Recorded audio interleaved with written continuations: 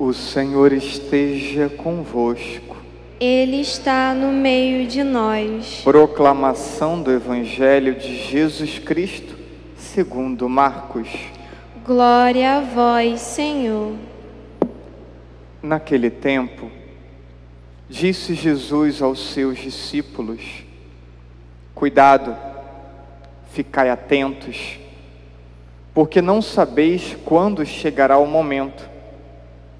É como um homem que, ao partir para o estrangeiro, deixou sua casa sob a responsabilidade de seus empregados, distribuindo a cada um sua tarefa.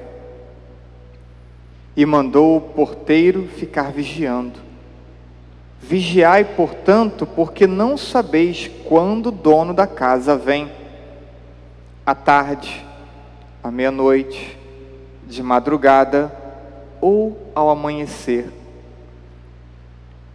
para que não suceda que, vindo de repente, ele vos encontre dormindo. O que vos digo, digo a todos: vigiai. Palavra da salvação. Glória a vós, Senhor.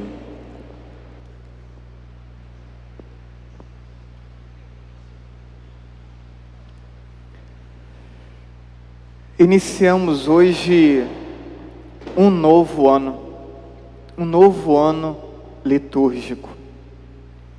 O ano civil, ele se desenvolve em dias, meses, estações, que somente refletem o ritmo do movimento de rotação da Terra sobre si mesmo e dela sobre o Sol.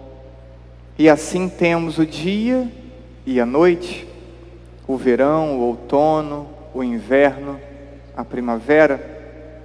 O ano litúrgico, ele supõe a mesma duração, mas tem sua organização baseada em uma história, a história da salvação. E essa história é ao mesmo tempo uma história que já aconteceu, que acontece agora e que irá acontecer. É uma história do passado, do presente e do futuro. Celebramos no hoje, celebramos agora, o ontem e o amanhã, passado, presente e futuro. Cada tempo litúrgico nos insere em um momento dessa história, por meio do fazer memória, que é próprio da ação litúrgica. A ação litúrgica celebrada hoje, ela atualiza um fato do passado e nos projeta para o amanhã. Cada tempo litúrgico são como as estações. E assim então temos o advento, que prepara para o Natal. O Natal que celebra o nascimento de Jesus. A Quaresma, que prepara para a Páscoa. A Páscoa que celebra a paixão, morte e ressurreição. E temos o tempo comum, no qual destacamos a vida pública de Jesus.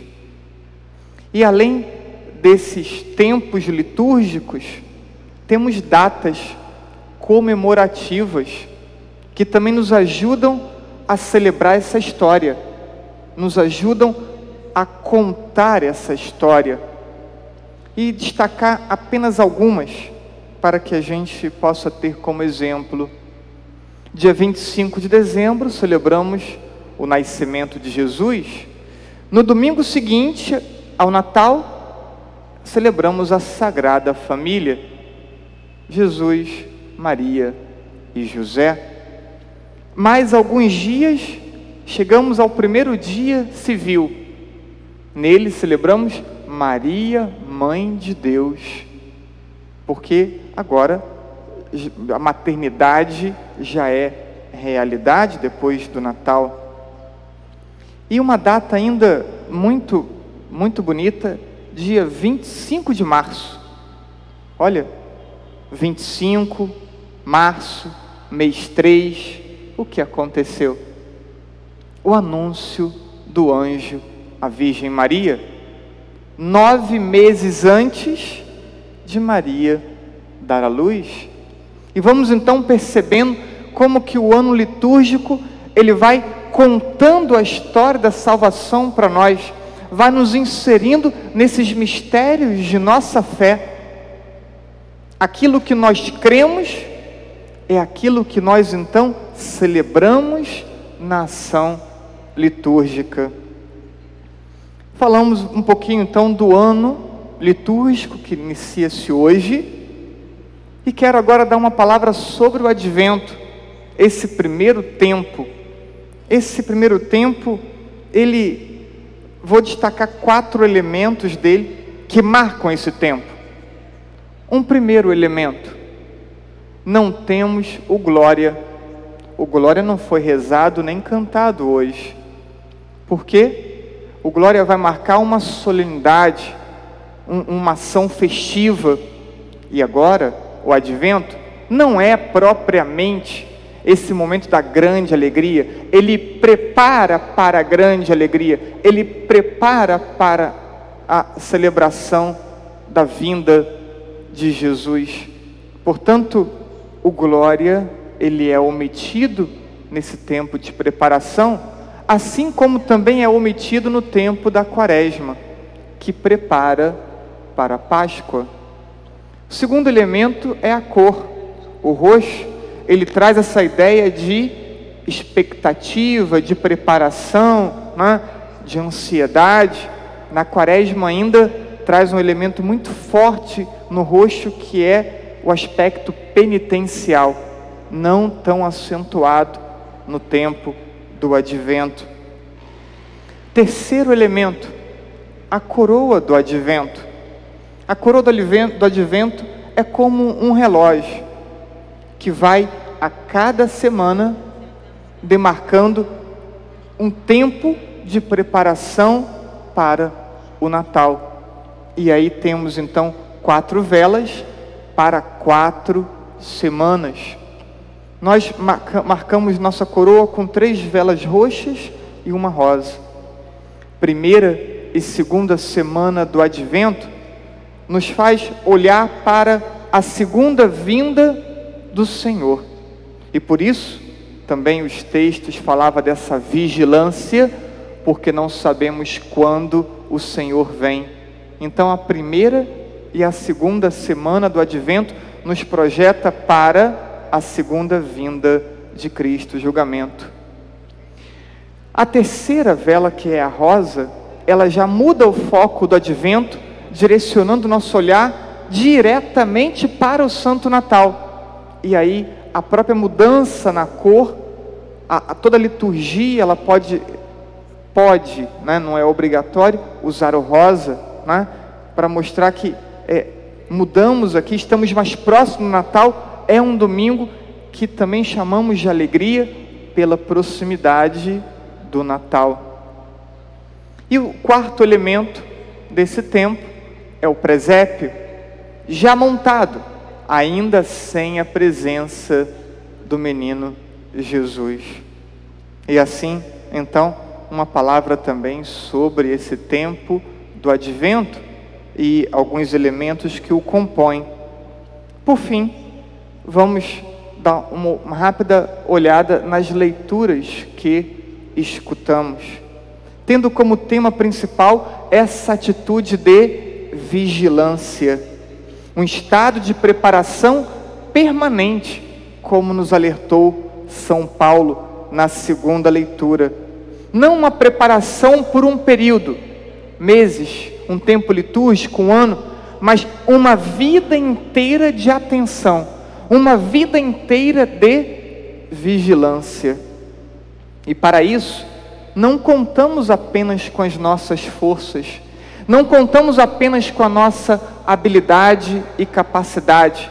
Dizia São Paulo na segunda leitura, Deus nos cumula de toda a graça necessária para que possamos ter uma atitude vigilante, para que possamos olhar para nós mesmos, perceber as falhas, enfrentá-las e nos converter. No entanto, percebemos que algumas pessoas já desistiram de se esforçar. Algumas desistiram de crer. Já encontramos pessoas assim. Talvez em nossa família, em nosso círculo de amizade, já temos pessoas que abriram mão da fé. Temos ainda algumas que, por uma atitude de preguiça, não estão dispostas a muito esforço. Alguma coisa sim, mas muito não. E talvez isso aqui seria a grande maioria do nosso povo católico.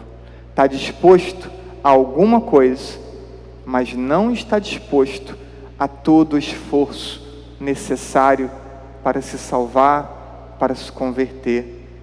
E por último, temos alguns com atitude presunçosa, de que querem se salvar e que esperam a salvação, mas sem esforço nenhum, independente de como vivam, esperam ser salvos. E essas pessoas, elas então são como que lâmpada apagada, sal insípido e mornas. O advento precisa ser uma propícia ocasião para que despertemos da mornidão, despertemos da ausência de sabor, despertemos da escuridão. Esse é o tempo do advento, um tempo de despertar. E despertando, possamos buscar com foco a nossa salvação. São José Maria Escrivá, em uma homilia desse período, ele citava São João, 1 de João, capítulo 2, versículo 16, para dizer que essa atitude de despertar, ela se remete à concupiscência da carne, dos olhos e da soberba da vida. A concupiscência da carne é a desordem da sensualidade, é a atitude cômoda, que procura sempre o que é mais fácil, sempre o que é mais agradável. Portanto, a concupiscência da carne é uma realidade da qual precisamos despertar. Quantas vezes na vida de fé se procura o que é mais fácil, se procura a porta larga, a porta de que não exige dificuldade. Quantas e quantas vezes a fé deixa de ser praticada, uma atitude na igreja deixa de ser, celebrada porque está muito quente, porque está muito frio, porque está chovendo, porque tem um outro compromisso, porque veio de um passeio, está cansado. É a concupiscência da carne, além da dificuldade de administrar a desordem na sensualidade. Basta olhar a roupa da igreja, de muitos, e a do cotidiano da vida. E ainda a concupiscência dos olhos, uma avareza de fundo que nos leva a valorizar apenas o que se toca, apenas o que é terreno, ignorando o aspecto sobrenatural. Se não é uma realidade material, concreta, parece perder a importância. E o sobrenatural, como nós não tocamos, como não é uma realidade concreta, muitas vezes então fica de lado. E ainda cresce autossuficiente para compreender todas as coisas, ter respostas para tudo, prescindindo de Deus. Vemos isso em jovens, adultos, idosos. Talvez o jovem que entra na faculdade acaba sendo ou experimentando essa tendência de buscar respostas abrindo mão de Deus, né? Encontramos nessa fase da vida talvez isso mais acentuado. A soberba da vida é uma presunção generalizada. É a arrogância que conduz a desprezar as pessoas, dominá-las, maltratá-las. E vemos isso nesse tempo de política. Às vezes se perde tempo de apresentar suas propostas para denegrir o outro, né? Isso é uma atitude muito comum no tempo de política, tempo de campanha. Mas essa presunção, ela está presente na vida de todos nós. Todos nós, em algum momento, nos achamos superiores. Em algum momento, nós temos desejo de dominar as pessoas que nos cercam. E em muitos momentos, maltratamos as pessoas que nos cercam. Portanto, despertar é lutar contra, segundo São José Maria Escrivá, a concupiscência da carne, a concupiscência dos olhos e a soberba da vida. De tudo isso, precisamos despertar. E só assim poderemos no Natal encontrar Jesus no presépio. Muitos, por não despertarem, muitos por não lutarem, muitos por não se esforçarem, olharão para o presépio e não conseguirão enxergar Jesus reclinado na manjedoura, porque os olhos da fé estarão obscurecidos por uma vida distante de Deus. E assim, muitos cristãos, infelizmente, correm o risco de celebrar o Natal, olhando para a manjedoura e não encontrando Cristo. E se não encontrá-lo, não irão celebrá-lo e, consequentemente, não será salvo por ele. Preparemos-nos. Temos 4 semanas de preparação. Acabamos de passar pelas primeiras comunhões, finalizamos todas. E como é bonito ver algumas crianças, sobretudo quando a família é religiosa, ver como que as crianças vinham para a confissão, com piedade, contritas, com uma lista de 20 e tantos itens para a confissão. Que bonito, porque elas tiveram a graça de enxergar suas fraquezas, enxergar os seus erros e pedir perdão a Deus. Muitos adultos não sabem se confessar, porque perderam a capacidade de enxergar as próprias faltas, porque estão acostumados demais a enxergar as faltas alheias e não enxergam as próprias faltas. E quando não enxergamos nossas próprias faltas, não lutamos contra elas, não melhoramos, e aí não despertamos de uma situação de pecado. Peça hoje, no início desse tempo do Advento, a graça de enxergar as próprias faltas, de se arrepender delas, de lutar contra elas e de confessá-las antes do Santo Natal, porque só assim olharemos para a manjedoura e nela encontraremos o menino Jesus.